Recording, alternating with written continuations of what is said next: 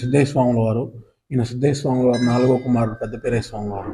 సిద్ధేశ్వర స్వాముల వారు మొత్తం 5 మంది సంతానం అనమాట. బ్రహ్మంగారు స్వామి వారు వరపుత్రుడు, వరపుత్రుడు 4వ కుమారుడు. బ్రహ్మంగారు స్వామి వారు సిద్ధేశ్వర స్వామి వారు చెప్తారనమాట, నాయన సిద్ధ నువ్వు పెళ్లి చేసుకునైనా నీకు మొత్తం 5 మంది సంతానం కలుగుతుంది, అందులో 4వ కుమారుడు ఆయన నిన్ను నన్ను మించిన తపస్మంతుడు అవుతారని చెప్తారు.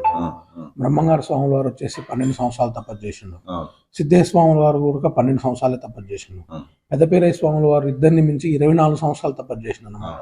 24 సంవత్సరాలు తపస్సు చేసి 24 సంవత్సరాలు పూర్తయిన తర్వాత ఇక్కడికి వచ్చే లోపల సిద్ధేశ్వర స్వాముల వారు ఇక్కడ జీవ సమాధి ఉన్నారు.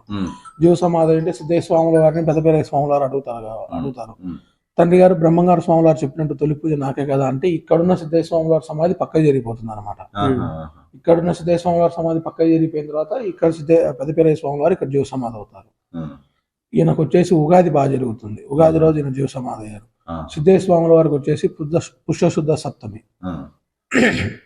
బ్రహ్మంగారు స్వాముల వారు ఇచ్చిన సిద్ధేశ్వర స్వాముల వారికి శిఖాముద్రిగా పాదకులు యోగదండం వచ్చేసి లోపల ఉంటాయి. అవి వచ్చేసి ఆశ్మిజ మాసం మూల నక్షత్రంలో చూపిస్తారు అన్నమాట. ఇక్కడ వచ్చేసి ఉగాది బాగా జరుగుతుంది. అలాగా ఉత్సవాలు ఎన్నో ఉంటాయి మొత్తం. సిద్ధేశ్వర స్వాముల ఆరాధన కూడా ఈ మధ్యన బాగానే జరుగుతుంది. ఇంతకుముందు పూర్వం చేస్తా ఉన్నారు, కొంత వాళ్ళు ఏదో సమస్య వల్ల కొంతమంది ఆగిపోయి మళ్ళీ ఈ మధ్యన చేస్తాను. మళ్ళీ దసరా బాగా జరుగుతుంది.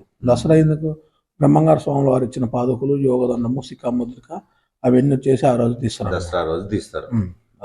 ఇప్పుడు మిగతా కుమారులకు కూడా సంతానం ఉంది కదా సిద్ధయ్య గారి? సిద్ధేశ్వర స్వాముల వారు మిగతా అంటే ఇక్కడ ప్రెసెంట్ ఉండేది మాత్రం పెద్దపేరయ్య స్వాముల వారి సంతతి ఇక్కడ దాంట్లో 9వ తరం. మిగతా వాళ్ళ 4 కుమారులు ఎక్కడ ఉంటారు మరి? ఇక్కడ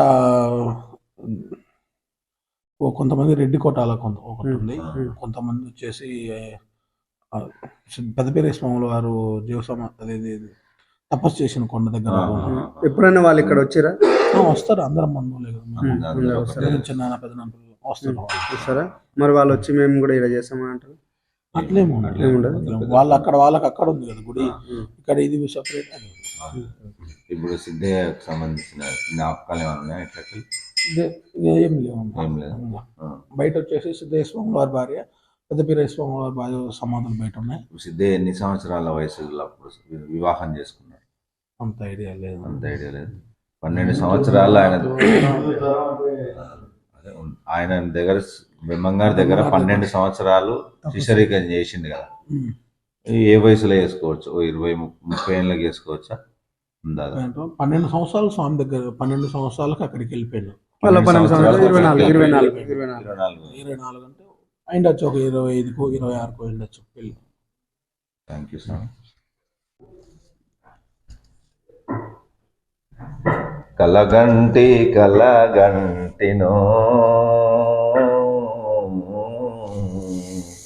సద్గురు రాయ ఎటువంటి కలగంటినో, కలగంటి కనుగొండి కమలా బింబమే గంటి హరగంఠ మెలుకొంటినో,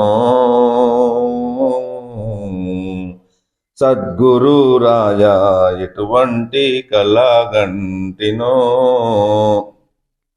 ఒక పద్మాములయందు బంగారు మేనంబు మాఖార పూర్ణమే గంటినో,